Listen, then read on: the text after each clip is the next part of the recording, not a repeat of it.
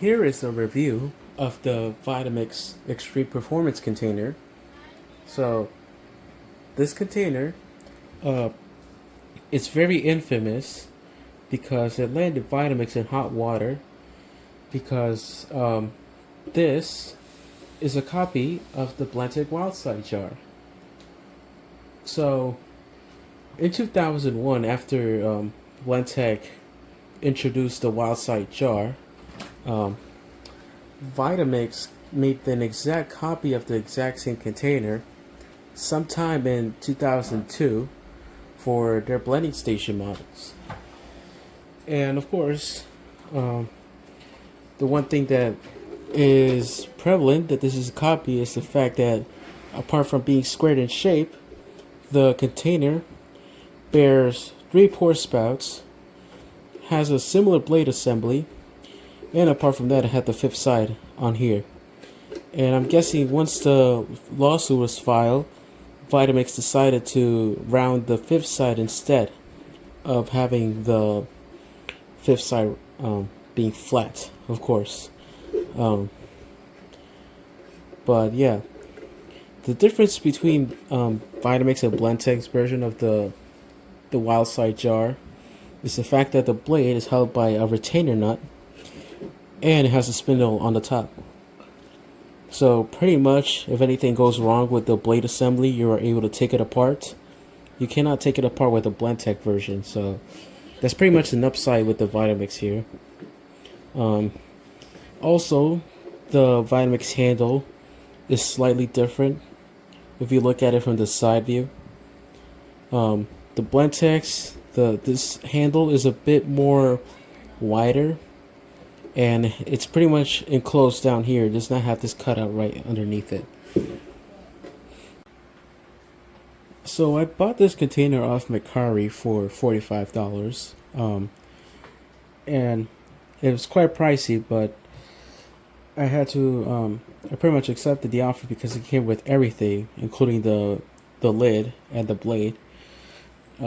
This entire set brand new would have costed like about $130 if you look up on the Vitamix website. But yeah, now this came from a blending station advance, and it was evident that this was using the smoothie shop quite a lot, because when I first received it, it came with a whole load of sugary deposits and it had some scratches on here. And it did suffer some abuse. There was a crack right here, and then there's another one right here, right, and another one right here. So it's quite evident that this was quite abused, but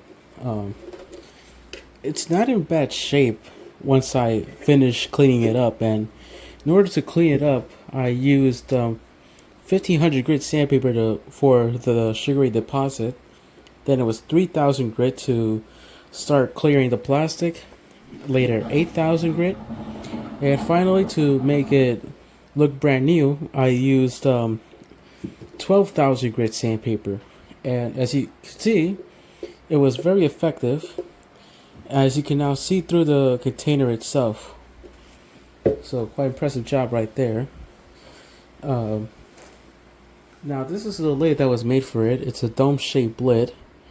So you know, to prevent the lid from popping off and use more liquid here, this is pretty much what this lid was designed for. But the design is quite flawed, and the reason is because it has these two holes on the lid plug, and I'm guessing that is to release steam when making soups, which does not really make sense because this container is meant for drinks only. But apart from that, the cutouts that enable the lid plug to be inserted are not fully closed. And if you know how a Vitamix blender functions on high speed with pure liquids, you would know that all of that liquid is jumping up and down constantly. So once it reaches the top, all of that liquid is pretty much being sprayed everywhere, even through onto the underneath the cabinets. And Apart from that, this lid does not actually latch on.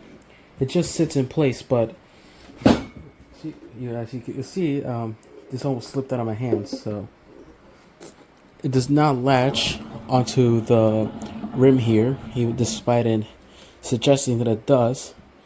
And if we take a close-up look, you can see that there is some spacing between the where the latches are to the rim of the container. Same thing for the other side, right here. So, with all of that water jumping up and down constantly, it's putting some pressure onto the lid. And after a few seconds, this lid will start to pop off, and then after that, all of the water or liquid that you're blending will start spraying out of the rim of the container, and it will create a mess. So it's quite unfortunate. So I might have to replace the lid, but otherwise this container does not perform very bad. So that will be it for the review of the Vitamix XP container. Thanks for watching.